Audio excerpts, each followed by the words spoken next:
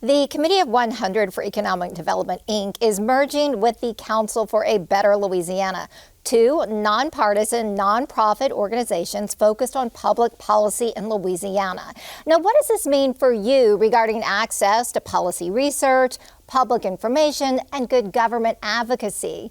Well, how will the two missions join forces as a single vision for a better government and, of course, better quality of life here in Louisiana? Joining me now is Adam Knapp. He is CEO of C100, and Barry Erwin, President of Council for a Better Louisiana.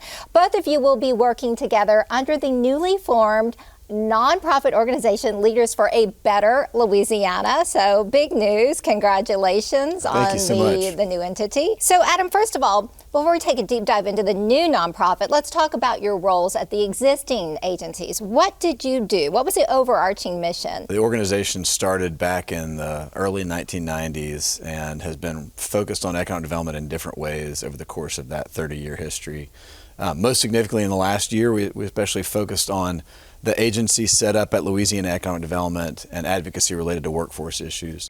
And Barry, the mission of CABL. Our organization is more than 60 years old, and it was formed by a group of people who were frankly frustrated with, kind of the way they saw things in Louisiana at the time in the 1960s, and they wanted to do things to enhance and improve the quality of life for everybody in the business environment as well. Okay, so with that said, two different missions. How will you merge into a single vision in this formation of the new nonprofit, Leaders for a Better Louisiana? Well, I think the thing that we saw is both of our organizations are involved in advocacy as nonpartisan organizations at the state level with slightly different approaches and goals, but a strong history and a great base of folks who have been involved across Louisiana in our work.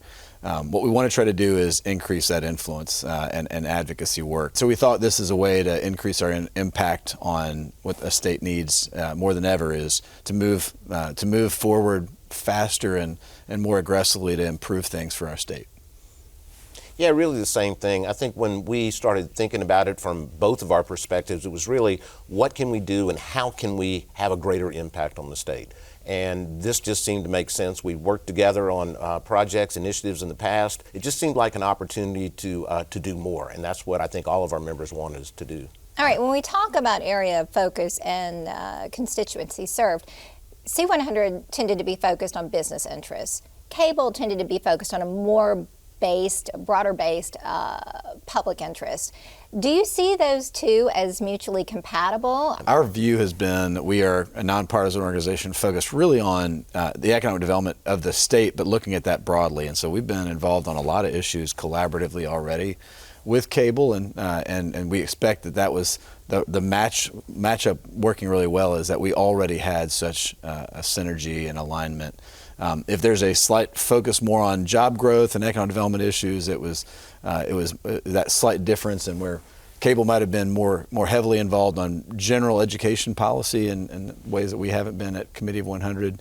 But the alignment of those things seems to match up well. You can't grow the estate without a better education and a better quality of life. So that brings me to my next obvious question. With the 2025 legislative session limited to fiscal only matters, and that's coming up on us in April, have we outlined any initiatives that we're going to push and pursue in the upcoming legislative session? One of the things that we were kind of disappointed in terms of the fiscal session piece was the fact that we had to raise the sales tax broad-based, across the board. But now we're getting some pretty good revenue estimating numbers in from the Revenue Estimating Conference. Maybe there's a way we can tweak that a little bit and maybe bring that down a little bit. That's at least some of the things we're talking about or thinking about.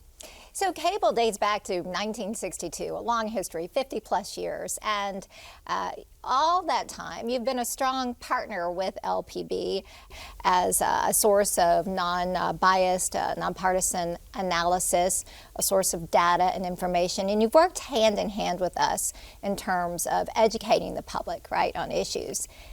With this merger, will we continue this role and active relationship with the media?